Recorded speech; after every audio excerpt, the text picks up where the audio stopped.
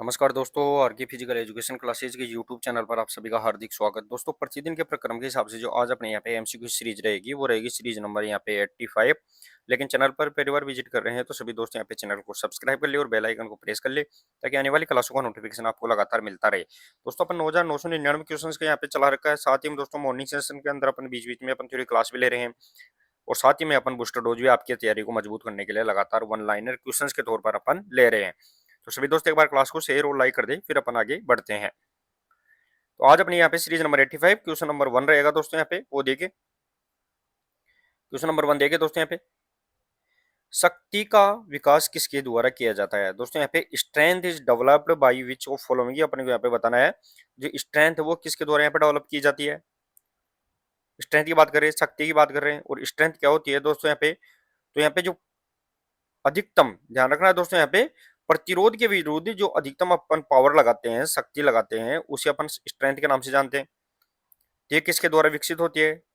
Long distance run के द्वारा, high jump, plyometric या उपरोक्त सभी। क्वेश्चन नंबर यहाँ पे 85 के अंदर बताना है। तो चलिए दोस्तों, यहाँ पे क्वेश्चन नंबर अपना 80, सॉरी दोस्तों, यहाँ पे क्वेश्चन नंबर 1 रहेगा और क्वेश्चन नंबर 1 और उसका जो सही आंसर रहेगा दोस्तों यहाँ पे वो प्लायोमेट्रिक, इस यहाँ पे option number C correct answer रहेगा कि यहाँ पे शक्ति का जो विकास है वो प्लायोमेट्रिक विधि के द्वारा है, वो यहाँ पे डेवलप किया जाता है। देख सकते हैं दोस्तों, यहाँ पे फैक्ट भी आपके लिए दिया गया है कि प्लायोमेट्रिक व्यायाम मांसपेशियों की शक्तियों विस्फोटक क्षमता बढ़ाते हैं। ये क्या करता है? तो प्लायोमेट्रिक एक्सरसाइज क्या करता है दोस्तों? जो मस्कुलर स्ट्रेंथ है उसके अंदर यहाँ पे क्या क्या करता है? तो एक्सप्लोजिव स्ट्रेंथ, विस्फोटक शक्ति, और यहाँ पे मांसपेशीय शक्ति, मस्कुलर स्ट्रेंथ को यहाँ पे डेवलप करती है। नेक्स्ट और आगे क्वेश्चन नंबर 2। क्वेश्चन नंबर 2 देखिए दोस्तों, शक्ति सहनशीलता विकसित करने हेतु प्रशिक्षण भार की तीव्रता कितनी होती है? शक्ति सहनशीलता विकसित करने के लिए स्ट्रेंथ एंडोरेंस की बात कर रहे हैं अपन दोस्तों। यहाँ पे स्ट्रेंथ एंडोरेंस की बात कर रहे हैं। स्ट्रेंथ एंडोरेंस को डेवलप करने के लिए है वो अपने को यहाँ पे प्रशिक्षण भार की तीव्रता कितनी होनी चाहिए, यानी इंटेंसिटी ऑफ लोड यहाँ पे कितनी होना चाहिए, वो अपने यहाँ पे ट्रेनिंग इंटेंसिटी लोड की बात कर रहे हैं अपन, कितनी रहेगी दोस्तों यहाँ पे? क्वेश्चन नंबर अपने को 2 के अंदर बताना है। क्वेश्चन नंबर 2 रहेगा और option number D correct answer रहेगा दोस्तों यहाँ पे कि 40 से 60%। ध्यान रखना है दोस्तों, यहाँ पे जो ट्रेनिंग लोड है, जो प्रशिक्षण भार की तीव्रता है, वो ट्रेनिंग लोड इंटेंसिटी है, वो ध्यान रखना 40 से 60% के ऊपर अपने को यहाँ पे करते हैं, तब स्ट्रेंथ एंडोरेंस यहाँ पे डेवलप होती है। अब देखिए दोस्तों, यहाँ पे फैक्ट भी दिया गया है। फैक्ट क्या दिया गया है कि शक्ति सहनशीलता के विकास के लिए अधिकतम, मध्यम भार व अधिकतम दोहराव, यानी लोड तो कैसा रहेगा? मॉडरेट लोड रहेगा, लेकिन इसकी रिपीटेशन है वो रिपीटेशन क्या होगा? इसमें हाई रिपीटेशन यहाँ पे रहेगा, तब जाके अपने यहाँ पे स्ट्रेंथ एंडोरेंस यहाँ पे डेवलप होगी। नेक्स्ट और आगे क्वेश्चन नंबर 3 देखें दोस्तों। क्वेश्चन नंबर 3 रहेगा, अधिकतम प्रतिरोध के विरुद्ध बल लगाने की योग्यता क्या कहलाती है? अधिकतम प्रतिरोध की बात कर रहे हैं, मैक्सिमम रेजिस्टेंस की बात कर रहे हैं। मैक्सिमम रेजिस्टेंस के विरुद्ध अगर अपन फोर्स लगा रहे हैं तो वो किस नाम से जाना जाएगा? Speed, strength endurance, maximum strength या एंडोरेंस? अधिकतम प्रतिरोध की बात कर रहे हैं, मैक्सिमम यहाँ पे दोस्तों यहाँ पे रेजिस्टेंस की बात कर रहे हैं। उसके विरुद्ध अगर किसी भी, चाहे कोई वस्तु हो या कोई भार हो, उसको हटाने के लिए अपन जिस पावर का यूज कर रहे हैं उसे अपन किस नाम से जानते हैं? क्वेश्चन नंबर 3 के अंदर बताना है। तो चले दोस्तों, यहाँ पे क्वेश्चन नंबर 3 रहेगा, option number C correct answer रहेगा। मैक्सिमम स्ट्रेंथ अधिकतम शक्ति के नाम से जानते हैं, यानी मैक्सिमम जो रेजिस्टेंस है उसके विरुद्ध जो पावर लगता है वो मैक्सिमम स्ट्रेंथ के नाम से जाना जाता है। देखिए दोस्तों, यहाँ पे फैक्ट दिया गया है कि वजन उठाने वाले खेलों में अधिकतम शक्ति यानी मैक्सिमम स्ट्रेंथ की आवश्यकता होती है। जैसे भी वेट लिफ्टिंग गेम होते हैं उसके अंदर सबके अंदर है वो मैक्सिमम स्ट्रेंथ की अपने को यहाँ पे आवश्यकता पड़ती है। नेक्स्ट और आगे क्वेश्चन नंबर 4 देखिए दोस्तों।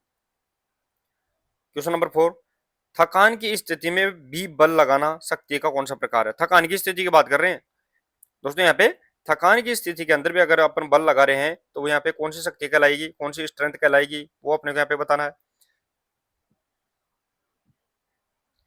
तो यहाँ पे एक्सप्लोजिव स्ट्रेंथ, मैक्सिमम स्ट्रेंथ या स्ट्रेंथ एंडोरेंस या फिर उपरोक्त सभी।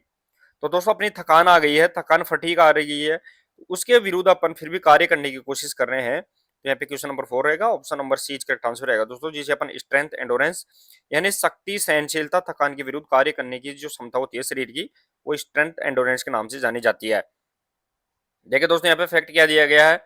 तो फैक्ट दिया गया है कि लंबे समय तक बल बनाए रखना शक्ति सहनशीलता कहलाती है। लंबे समय तक थकान हो गई फिर भी अपन कार्य करने की कोशिश कर रहे हैं तो वो स्ट्रेंथ एंडोरेंस के अंदर यहाँ पे आएगा। नेक्स्ट और आगे क्वेश्चन नंबर 5 देखिए दोस्तों।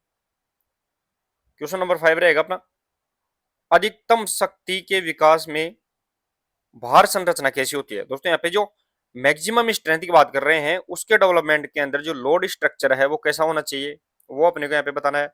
नॉर्मल लोड होता है, हेवी लोड, लाइट लोड या फिर शॉर्ट रेस्ट, कैसा होना चाहिए। अधिकतम शक्ति के विकास के अंदर जो भार होता है, वेट होता है ट्रेनिंग के अंदर, इस वेट की बात करें, इस वेट की बात करें तो यहाँ पे वेट कैसा होना चाहिए,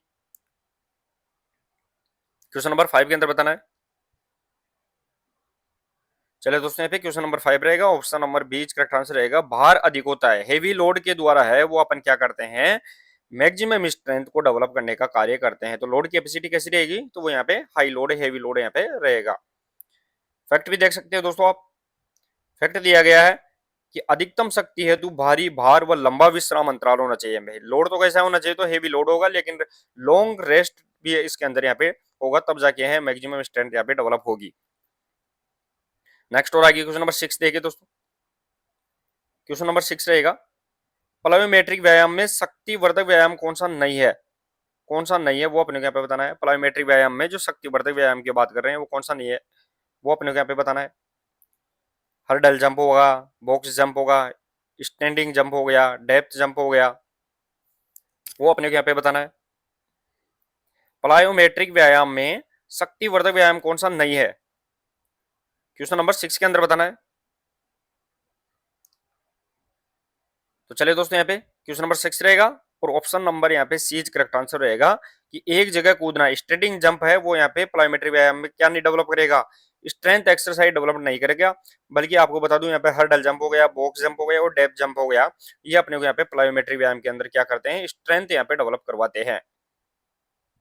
देखिए दोस्तों यहाँ पे फैक्ट क्या दिया गया है, तो फैक्ट अलग दिया गया है कि डेप्थ जंप प्लायोमेट्रिक प्रशिक्षण का सबसे प्रभावी व्यायाम माना जाता है। यह तो सबसे प्रभावी माना जाता है, तीनों ही है लेकिन सबसे प्रभावी इनमें डेप्थ जंप यहाँ पे माना जाता है और सी इसका सही आंसर यहाँ पे रहेगा। नेक्स्ट और आगे क्वेश्चन नंबर 7, क्वेश्चन नंबर 7 रहेगा कि गतिशील शक्ति को क्या कहते हैं। दोस्तों यहाँ पे डायनेमिक स्ट्रेंथ की बात कर रहे हैं, उसे अपन किस नाम से जानते हैं, वो अपने यहाँ पे बताना है। गतिशील शक्ति को आइसोमेट्रिक, आइसोटोनिक, एक्सप्लोजिव स्ट्रेंथ या उपरोक्त सभी। दोस्तों जो अपनी क्वेश्चन नंबर 7 के अंदर बताना है, एक होता है दोस्तों यहाँ पे गतिशील शक्ति, डायनेमिक स्ट्रेंथ, एक होती है यहाँ पे स्टैटिक, स्टैटिक स्ट्रेंथ यानी स्थिर शक्ति। तो दो प्रकार की यहाँ पे शक्ति होती है, एक गतिशील दूसरी स्थिर होती है, ये जिसे स्टैटिक बोलते हैं, और दोनों ही किसके प्रकार है, तो question number 7 option number B correct answer रहेगा। आइसोटोनिक व्यायाम के दोनों ही यहाँ पे टाइप रहने वाले हैं। नेक्स्ट और आगे देखिए दोस्तों यहाँ पे फैक्ट भी दिया गया है, तो फैक्ट क्या दिया गया है कि मांसपेशियों की लंबाई बदलने पर होने वाला संकुचन यहाँ पर आइसोटोनिक कहलाता है। यानी मांसपेशियों की लंबाई में उसमें परिवर्तन आना चाहिए, उसकी बनावट में परिवर्तन आना चाहिए, तब जाके वो आइसोटोनिक यहाँ पे रहेगा, अन्यथा तो वो यहाँ पे आइसो क्या रह जाएगा, मेट्रिक यहाँ पे रहेगा। नेक्स्ट और आगे क्वेश्चन नंबर 8, क्वेश्चन नंबर 8 रहेगा दोस्तों यहाँ पे कि न्यूनतम समय में अधिकतम बल उत्पादन को क्या कहते हैं। न्यूनतम समय में, मिनिमम टाइम के अंदर है वो यहाँ पे मैक्सिमम फोर्स अपन डेवलप कर रहे हैं, तो वो क्या कहलाएगा, एक्सप्लोजिव स्ट्रेंथ, मैक्सिमम स्ट्रेंथ, या फिर स्ट्रेंथ एंडोरेंस, या फिर स्पीड। इजी रहेगा दोस्तों, बहुत बार ऐसे क्वेश्चंस आपके लिए पूछे जाते हैं। मोटर कंपोनेंट्स होती है दोस्तों यहाँ पे, मैं सीधा सीधा आपको बता दूं 5 मोटर कंपोनेंट्स है, speed, strength, endurance, flexibility, coordination, ability. तो इन पांचों ये मोटर कंपोनेंट से लगभग 2 या 3 क्वेश्चन इन 5 मोटर कंपोनेंट से सीधे सीधे पूछ लिए जाते हैं। क्वेश्चन नंबर अपना 8 रहेगा और option number A correct answer. Explosive strength विस्फोटक शक्ति के नाम से जानते हैं दोस्तों, यहाँ पे कम से कम समय में अधिकतम फोर्स अपन डेवलप करते हैं, तो वो यहाँ पे एक्सप्लोजिव स्ट्रेंथ कहलाती है। फैक्ट भी देख सकते हैं दोस्तों आप, जैसे कूदने के अंदर थ्रो और स्प्रिंट में विस्फोटक शक्ति की आवश्यकता होती है। जो जंपिंग इवेंट होते हैं, जितने भी थ्रोइंग इवेंट होते हैं और स्प्रिंट रेसेज होती है, उसमें सब में है वो यहाँ पे कौन सी शक्ति की आवश्यकता पड़ेगी, तो एक्सप्लोजिव स्ट्रेंथ यहाँ पे आवश्यकता पड़ती है। नेक्स्ट और आगे क्वेश्चन नंबर 9, क्वेश्चन नंबर 9 रहेगा दोस्तों यहाँ पे कि स्थिर शक्ति को क्या कहते हैं। स्टैटिक स्ट्रेंथ की बात कर रहे हैं अपन दोस्तों अभी, वो अपने को यहाँ पे बताना है। अभी अपन ने डायनेमिक स्ट्रेंथ के बारे में बात किया था, डायनेमिक डायनेमिक स्ट्रेंथ के बारे में बात किया था, तो उसे अपन किस नाम से जानते थे दोस्तों यहाँ पे, तो आइसोटोनिक के नाम से जानते थे, आइसोटोनिक। अब यहाँ पे स्थिर शक्ति, स्टैटिक स्ट्रेंथ की बात कर रहे हैं, तो इसे अपन आइसोमेट्रिक, आइसोटोनिक, काइनेटिक या मैक्सिमम स्ट्रेंथ, आसानी से समझ में आएगा। Question number 9 option number A is correct answer रहेगा। स्थिर शक्ति को अपन क्या बोलते हैं, तो आइसोमेट्रिक स्ट्रेंथ के नाम से भी इसे जानते हैं। देखिए दोस्तों यहाँ पे, तो आइसोमेट्रिक किसे बोलते हैं अपन, तो दीवार को धक्का देना आइसोमेट्रिक शक्ति का उदाहरण है, क्योंकि दीवार को अपन धक्का देंगे तो ये दीवार को अगर अपन धक्का दे रहे हैं मान लो, तो यहाँ पे जो अपनी मसल्स है उसमें कोई इंप्रूवमेंट नहीं होगा, लेकिन अंदर इसमें तनाव जरूर आएगा, लेकिन इसकी आकृति और बनावट में किसी प्रकार का यहाँ पे परिवर्तन अपने को देखने को नहीं मिलेगा। नेक्स्ट और आगे क्वेश्चन नंबर 10। क्वेश्चन नंबर 10 रहेगा कि निम्न में से विस्फोटक शक्ति का प्रकार कौन सा नहीं है। एक्सप्लोजिव स्ट्रेंथ की बात कर रहे हैं, एक्सप्लोजिव स्ट्रेंथ का यहाँ पे कौन सा प्रकार नहीं है, वो अपने को यहाँ पे बताना है। Strength, endurance, speed strength, strength speed, starting strength, question number यहाँ पे 10 के अंदर बताना है। तो दोस्तों आपको मैं बता दूं यहाँ पे सीधा सीधा, जो एक्सप्लोजिव स्ट्रेंथ होती है वो यहाँ पे 3 प्रकार से रहेगी। उसमें है वो यहाँ पे शक्ति, सहनशीलता, स्ट्रेंथ, एंडोरेंस इसका प्रकार नहीं है। बाकी आपको यहाँ पे strength, speed strength, strength speed और यहाँ पे स्टार्ट स्ट्रेंथ है, तीनों ही प्रकार इसके यहाँ पे रहने वाले हैं। देखो दोस्तों यहाँ पे फैक्ट क्या दिया गया है, तो फैक्ट दिया गया है कि शक्ति, सहनशीलता एक अलग शक्ति घटक है, स्ट्रेंथ एंडोरेंस तो है वो तो एक अलग ही कंपोनेंट्स है, लेकिन ये ध्यान रखना एक्सप्लोजिव स्ट्रेंथ के यहाँ पे 3 टाइप यहाँ पे माने गए हैं। नेक्स्ट और आगे क्वेश्चन नंबर 11। क्वेश्चन नंबर 11 देखे दोस्तों यहाँ पे कि लंबी कूद में किस प्रकार की शक्ति का प्रयोग होता है। लॉन्ग जंप की बात कर रहे हैं अपन, लॉन्ग जंप में कौन सी स्ट्रेंथ की अपने को यहाँ पे आवश्यकता पड़ेगी, वो अपने को यहाँ पे बताना है।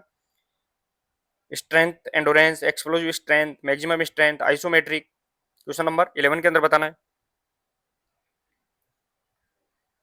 तो दोस्तों जो लॉन्ग जंप की बात करें, चाहे लॉन्ग जंप हो चाहे फिर हाई जंप हो, दोनों के अंदर ही ध्यान रखना है दोस्तों अपने को, जो जंप की आवश्यकता पड़ेगी, जिस शक्ति की आवश्यकता पड़ेगी, तो यहाँ पे question number 11 option number B correct answer रहेगा।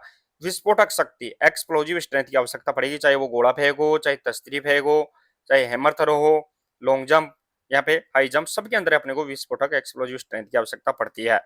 देखिए दोस्तों यहाँ पे कि ऊंची कूद और लंबी कूद दोनों में विस्फोटक की आवश्यकता होती है, लॉन्ग जंप हो हाई जंप हो, दोनों के अंदर अपने को मैक्सिमम स्ट्रेंथ की आवश्यकता, सॉरी एक्सप्लोजिव स्ट्रेंथ की आवश्यकता रहती है। क्वेश्चन नंबर नेक्स्ट रहेगा 12। क्वेश्चन नंबर 12 देखिए दोस्तों यहाँ पे कि उच्च गति के साथ निम्न प्रतिरोध के विरुद्ध कार्य करने की शक्ति कौन सी है। उच्च गति के साथ यानी स्पीड तो कार्य करने की गति तो ज्यादा है, लेकिन प्रतिरोध क्या है इसके, निम्न प्रतिरोध है, कम या पे भार के विरुद्ध कार्य करने की जो शक्ति है उसे अपन किस नाम से जानेंगे, वो बताना है अपने को। क्वेश्चन नंबर 12 के अंदर strength, endurance, speed, endurance, strength, strength speed या फिर स्टार्टिंग स्ट्रेंथ। यानी उच्च गति कार्य तीव्रता के साथ कर रहे हैं अपन, यानी हाई स्पीड के साथ काम कर रहे हैं, लेकिन जो रेजिस्टेंस है वो प्रतिरोध है वो यहाँ पे कैसा है, तो कम प्रतिरोध है। क्वेश्चन नंबर 12 के अंदर बताना है, तो इसके अंदर है वो स्पीड स्ट्रेंथ की आवश्यकता पड़ेगी, जो विस्फोटक शक्ति है उसका कौन सा प्रकार रहेगा, तो यहाँ पे स्पीड स्ट्रेंथ यहाँ पे रहेगा। देखिए दोस्तों यहाँ पे फैक्ट क्या दिया गया है, तो फैक्ट दिया गया है कि यहाँ पे 100 मीटर की दौड़ में चाल शक्ति का प्रयोग होता है, स्पीड स्ट्रेंथ है उसका प्रयोग होगा। 100 मीटर क्या है, कम दूरी डिस्टेंस है, गति से काम करेगी, लेकिन यहाँ पे प्रतिरोध क्या है 100 ही मीटर है, 400 मीटर का यहाँ पे प्रतिरोध नहीं है। नेक्स्ट और आगे क्वेश्चन नंबर 13। क्वेश्चन नंबर 13 देखिए दोस्तों यहाँ पे कि निम्नलिखित में से कौन सा घटक स्वास्थ्य को प्रभावित नहीं करता है, कौन सा घटक है जो स्वास्थ्य को प्रभावित नहीं करता है, वो अपने यहाँ पे बताना है। स्पीड, गुड पोस्चर हो गया, एक्सप्लोजिव स्ट्रेंथ हो गई, कोऑर्डिनेशन एबिलिटी हो गई। क्वेश्चन नंबर 13 के अंदर बताना है निम्नलिखित में से कौन सा घटक स्वास्थ्य को प्रभावित नहीं करता है। क्वेश्चन नंबर 13 पूछा गया क्वेश्चन है बहुत बार एग्जाम में दोस्तों यहाँ पे, और option number C correct answer रहेगा दोस्तों यहाँ पे कि स्पीड प्रभावित करेगा, अच्छा पोस्चर भी अपने को जरूरी है, समन्वय, कोऑर्डिनेशन एबिलिटी सभी अंगों में जरूरी है, लेकिन यहाँ पे एक्सप्लोजिव स्ट्रेंथ, विस्फोटक शक्ति कोई जरूरी नहीं है, तो भी व्यक्ति यहाँ पे स्वस्थ रह सकता है। देखिए दोस्तों यहाँ पे फैक्ट दिया गया है कि समन्वय योग्यता कौशल संबंधी घटक है, कोऑर्डिनेशन तो अपने को क्या है, तो कोऑर्डिनेशन तो अलग ही अपने को दिया गया है, इससे रिलेटेड नहीं है, तो अपना ऑप्शन नंबर सी जी करेक्ट आंसर रहेगा इसके अंदर। तो यहाँ पे जो कोऑर्डिनेशन है वो यहाँ पे अलग रिलेटेड यहाँ पे कंपोनेंट्स भी होता है। नेक्स्ट और आगे क्वेश्चन नंबर 14 देगा दोस्तों। क्वेश्चन नंबर अपना 14 रहेगा कि पर्सिसेरिटी प्रशिक्षण विधि द्वारा क्या विकसित किया जाता है। पर्सिसेरिटी की बात कर रहे हैं अपन दोस्तों यहाँ पे, उस ट्रेनिंग मेथड से अपन क्या डेवलप करते हैं, स्ट्रेंथ, एंडोरेंस हो गया, फ्लेक्सिबिलिटी, स्ट्रेंथ, स्किल।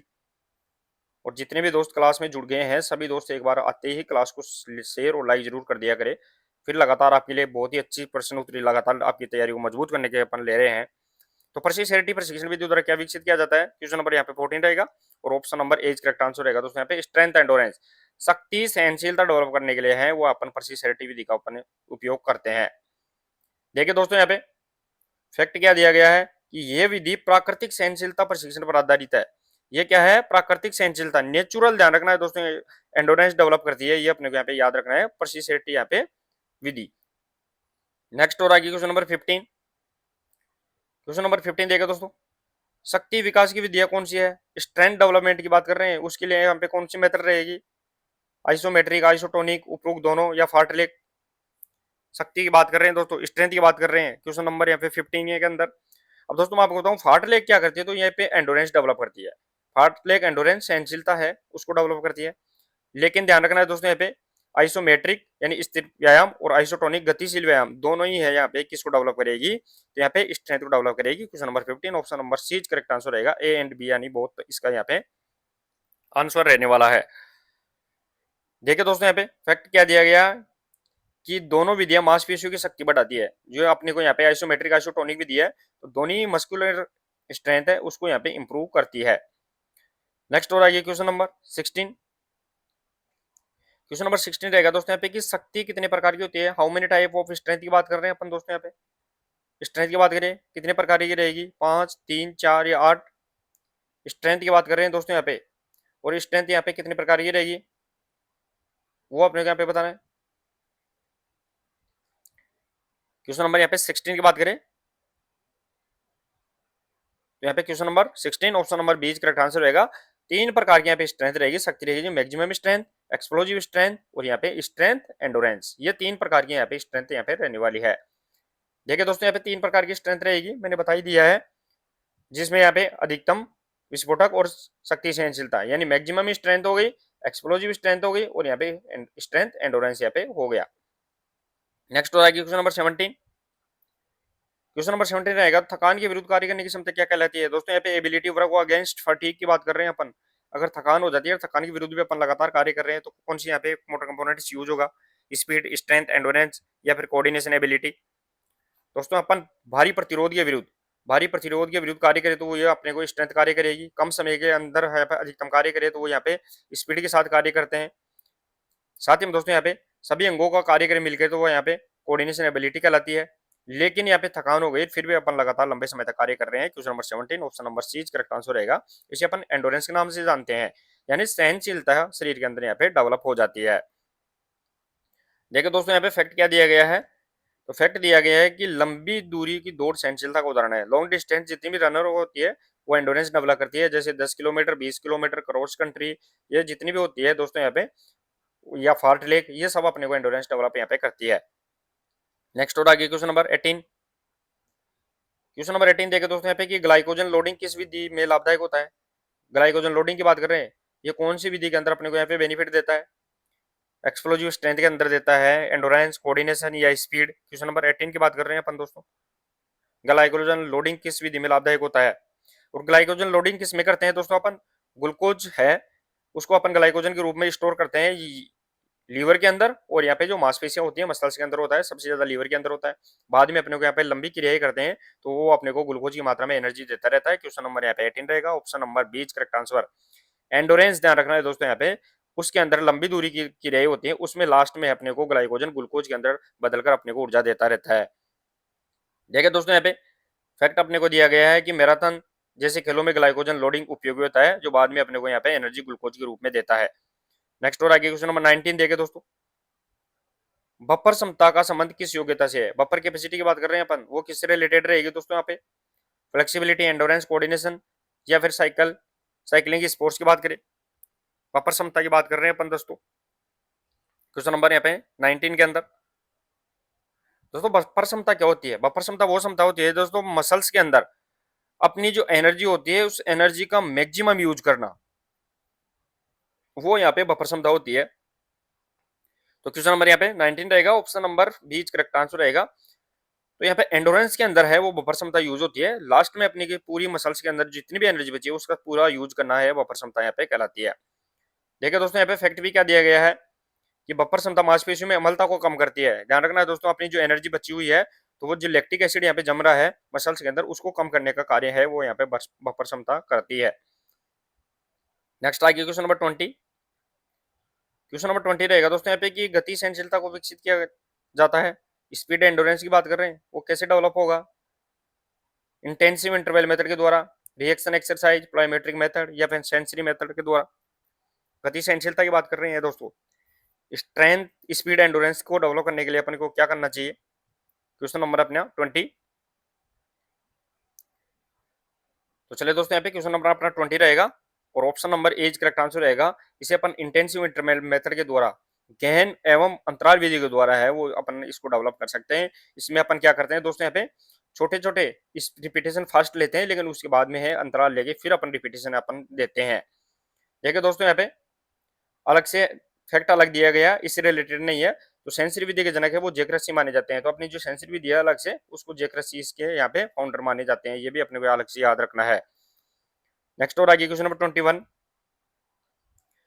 छोटी आंत को कितने भागों में बांटा गया है? दोस्तों स्मॉल इंटेस्टाइन है उसको यहाँ पे कितने पार्ट के अंदर डिवाइड किया गया है वो अपने को यहाँ पे बताना है। अब दोस्तों जो अपना आमाशय होता है, आमाशय है, इस आमाशय के है वो यहाँ पे छोटी आंत इसके लिपटी हुई रहती है और जिसकी लंबाई लगभग कितनी होती है? तो यहाँ पे 9 से 10 मीटर। अगर अकॉर्डिंग टू देखे फीट के अंदर देखे 30 से 32 फीट इसकी छोटी आंत की लंबाई होती है, जिसके 3 भाग होते हैं दोस्तों यहाँ पे, डेडुनम, जेजुनम और इलियम। ये अपने को यहाँ पे ध्यान रखना है। डेडुनम सबसे छोटा, जेजुनम और इलियम है वो यहाँ पे बड़ा भाग होता है। तो यहाँ पे question number 21 option number D correct answer रहेगा। 3 पार्ट यहाँ पे छोटे आंट के रहते हैं, डेडुनम, जेजुनम और इलियम इसके यहाँ पे पार्ट रहने वाले हैं। देख सकते हैं दोस्तों यहाँ पे फैक्ट क्या दिया गया कि भोजन का अधिकतम पाचन छोटी आंत के अंदर ही होता है और पचे हुए भोजन का जो अवशोषण होता है वो विल्स होती है, विल्स होती है छोटी आंत के अंदर, उसके द्वारा यहाँ पे अवशोषित एब्जॉर्बेशन का कार्य किया जाता है। नेक्स्ट और आगे क्वेश्चन नंबर 22। जेजुनम किसका भाग होता है? दोस्तों यहाँ पे जेजुनम किसका पार्ट है वो अपने को यहाँ पे बताना है। अभी जस्ट मैंने बताया है, स्टोमक, इसोफेगस हो गया, स्मॉल इंटेस्टाइन या लार्ज इंटेस्टाइन। तो दोस्तों मैंने 3 भाग बताए थे, डेडुनम, जेजुनम और इलियम। ये तीनों पार्ट किसके हैं? तो यहाँ पे स्मॉल इंटेस्टाइन की बात कर रहे हैं अपन दोस्तों, उसके भाग है। तो क्वेश्चन नंबर यहाँ पे 22 रहेगा, option number C correct answer. छोटे आंत के यहाँ पे 3 भाग होते हैं, जिसमें पहला भाग डेडुनम रहता है, मध्य वाला भाग जेजुनम और लास्ट वाला इलियम यहाँ पे भाग रहता है।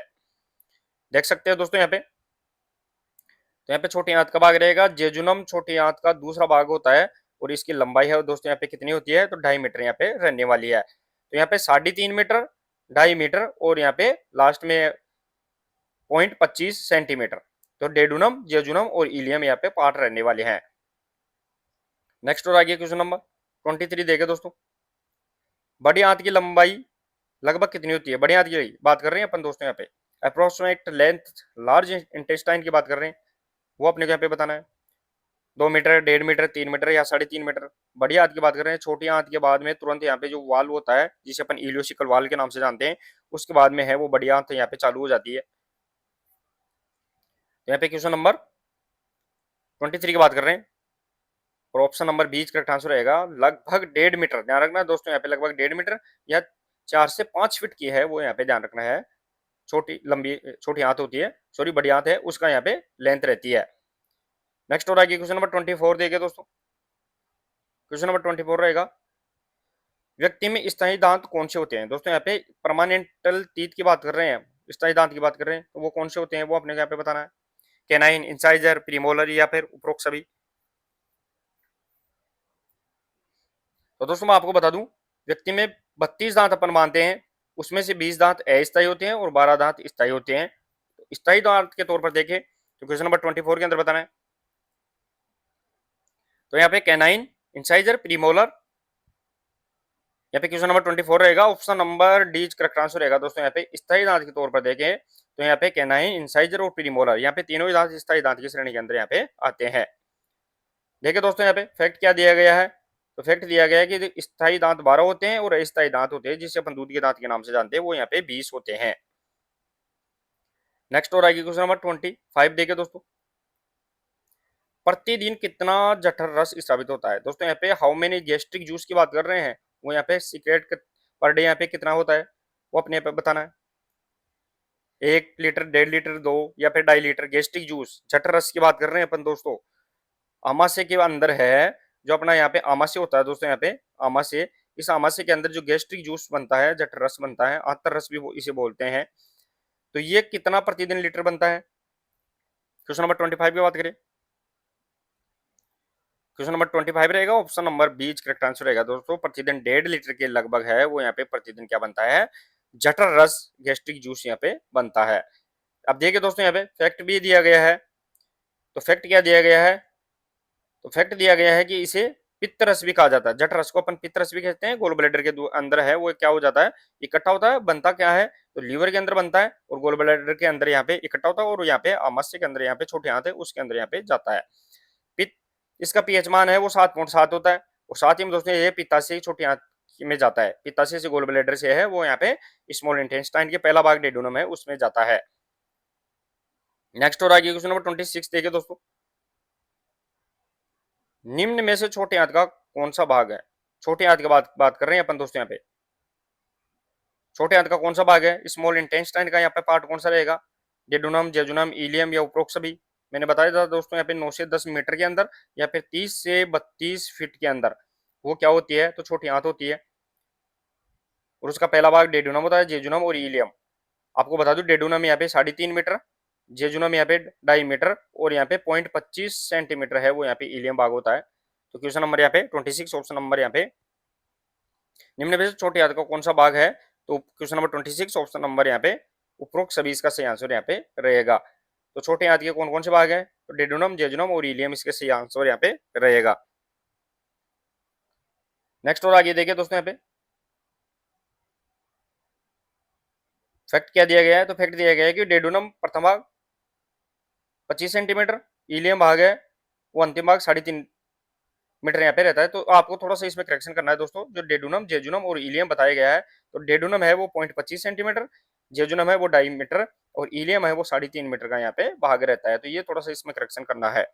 नेक्स्ट और आगे क्वेश्चन नंबर 27 देखे दोस्तों, छोटी आंत का सबसे बड़ा भाग कौन सा है?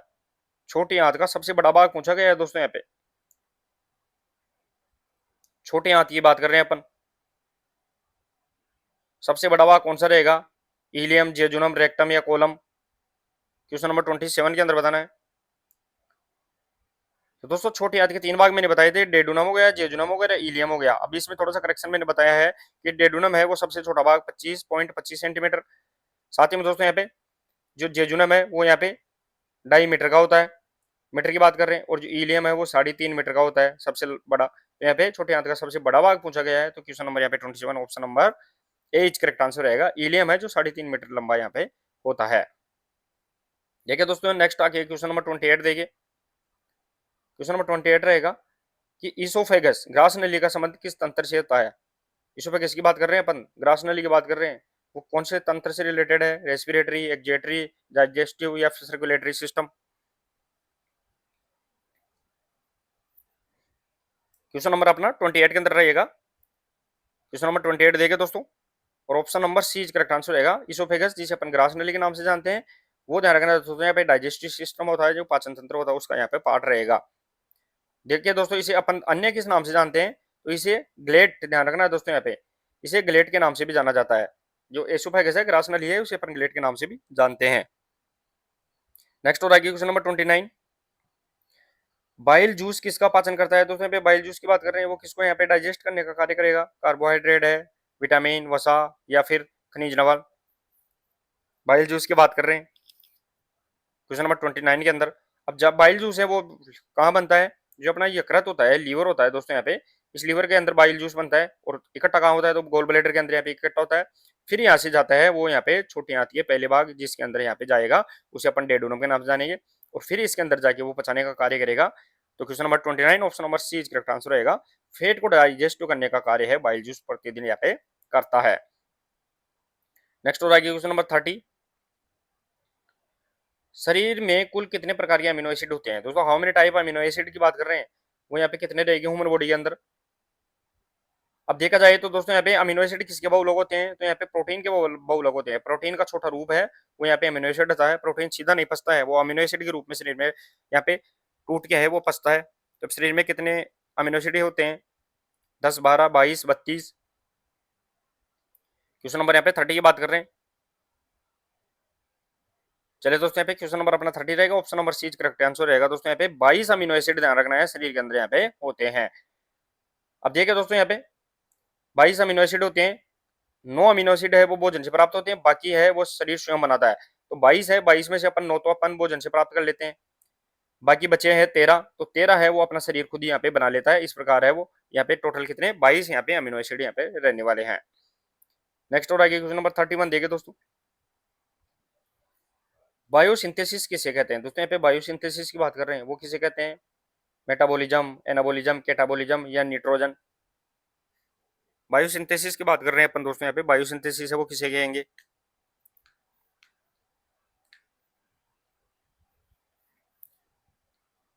क्वेश्चन नंबर यहाँ पे 31 के अंदर बताना है, और option number B correct answer रहेगा। दोस्तों बायोसिंथेसिस है वो यहाँ पे एनाबॉलिज्म की जो क्रिया होती है उसे अपन बायोसिंथेसिस के नाम से जानते हैं। नेक्स्ट और आगे क्वेश्चन नंबर 32,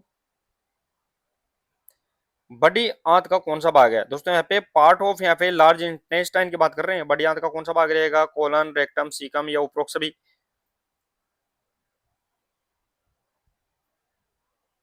तो दोस्तों यहाँ पे बड़ी आंत के लगभग 9 भाग होते हैं, उसमें 3 यहाँ पे मुख्य भाग रहेंगे, जिसमें सीकम हो गया, सीकम, कोलन और यहाँ पे रेक्टम, ये 3 मुख्य भाग होते हैं।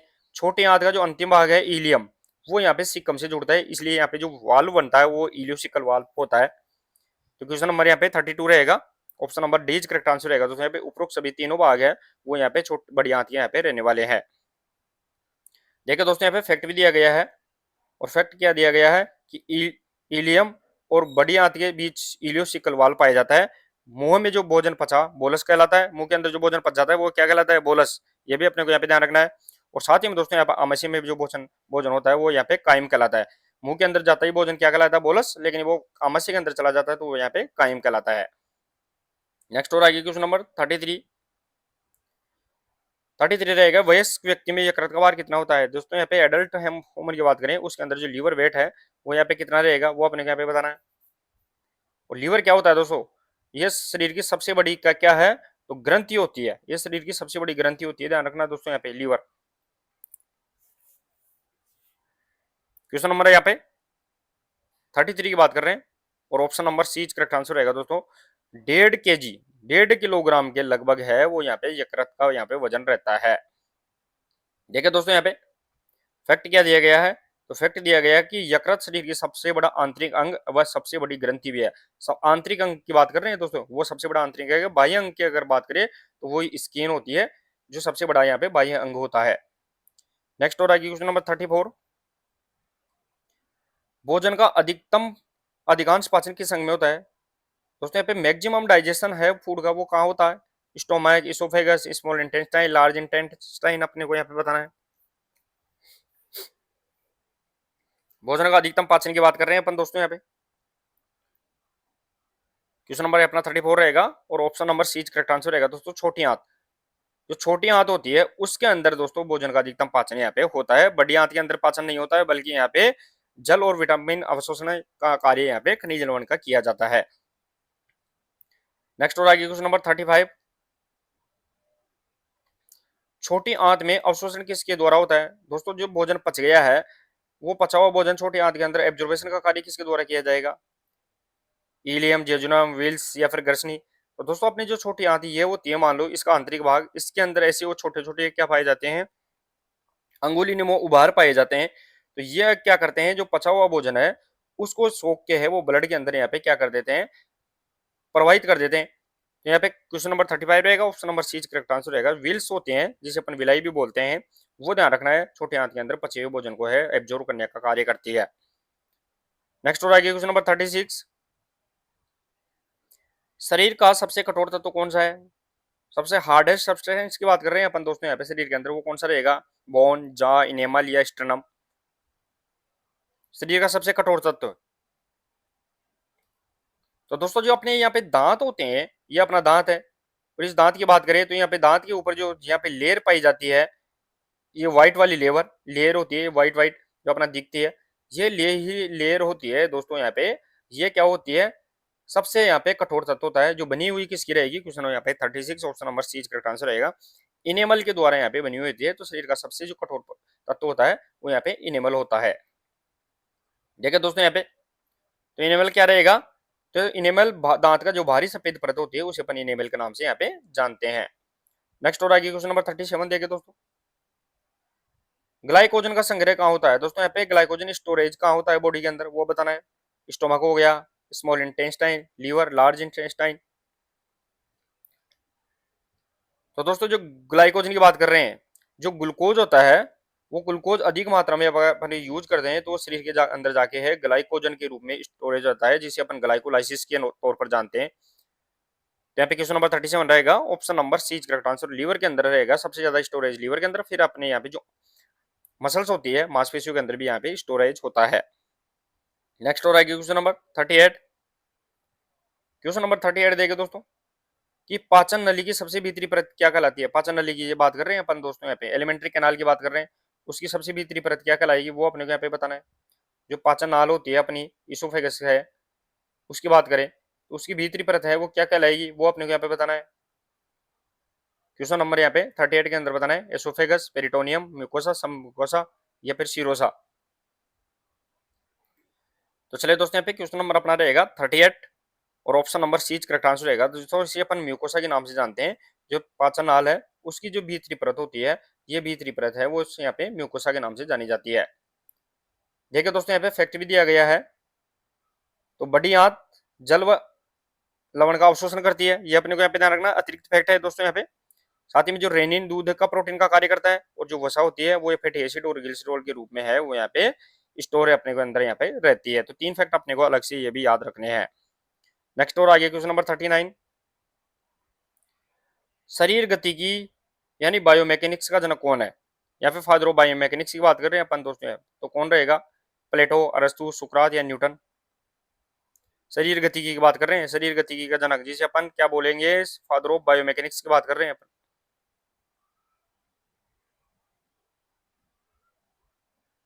तो दोस्तों इसमें थोड़ा सा ये करेक्शन है, इसे अपन यांत्रिकी की बात भी कर सकते हैं बायो, इसे अपन थोड़ा सा करेक्शन करना है, बायोमैकेनिक्स नहीं है यहाँ पे, इसका है यहाँ पे किंशियोलॉजी, फादर ऑफ किंशियोलॉजी रहेगा, वो अपने को यहाँ पे बताना है, थोड़ा सा करेक्शन करना है। तो क्वेश्चन नंबर अपना 39 रहेगा, option number B correct answer रहेगा दोस्तों। अरस्तु ऑफ फादर ऑफ यहाँ पे किंशियोलॉजी यहाँ पे रहने वाला है। नेक्स्ट आगे क्वेश्चन नंबर 40 देखे दोस्तों, क्वेश्चन नंबर 40, गति का अध्ययन किसमें किया जाता है। गति का अध्ययन बात कर रहे हैं अपन, only for study of motion की बात कर रहे हैं अपन दोस्तों, वो किसमें किया जाता है, काइनेमेटिक्स, काइनेटिक्स, एसेंट्रिक या कॉन्सेंट्रिक। क्वेश्चन नंबर यहाँ पे 40 के अंदर बताना है। तो दोस्तों एक होती है यहाँ पे गति, और दूसरी होती है, मैं बार बार ऐसे प्रश्न उत्तर को डालता हूँ रिपीट के तौर पर भी, एक होता है बल। तो सिर्फ गति का अध्ययन करें तो यहाँ पे किसके अंदर करेंगे, क्वेश्चन नंबर यहाँ पे 40 रहेगा, option number A correct answer रहेगा, काइनेमेटिक्स के अंदर। शुद्ध गति विज्ञान होती है दोस्तों यहाँ पे, और यहाँ पे शुद्ध गति के साथ साथ में बल का भी अध्ययन करें तो यहाँ पे कौन सी विज्ञान रहेगी, क्वेश्चन नंबर 41 के अंदर बताना है कि बल का अध्ययन किसमें किया जाता है, वो अपने यहाँ पे बताना है। स्टडी ऑफ फोर्स की बात कर रहे हैं, मैंने बताया था दोस्तों सिर्फ अपन गति का अध्ययन करें, स्टडी ऑफ मोशन की बात करें यहाँ पे तो यहाँ पे काइनेमेटिक्स रहेगी, लेकिन गति के साथ में बल के प्रभाव भी अगर अपन यूज करने लग जाएंगे तो क्वेश्चन नंबर यहाँ पे 41 रहेगा, option number B correct answer रहेगा। इसे अपन काइनेटिक्स के नाम से जानेंगे, तो बल गति विज्ञान है वो यहाँ पे काइनेटिक्स रहेगी। तो चलिए दोस्तों ये अपने लगभग आज की एमसीक्यू 41 क्वेश्चन थे। तो क्लास कैसी लगी वो जरूर बताइए, अगर क्लास अच्छी लगी हो तो क्लास को शेयर और लाइक जरूर करें। मिलते हैं नेक्स्ट क्लास के साथ, तब तक के लिए धन्यवाद, थैंक यू सो मच।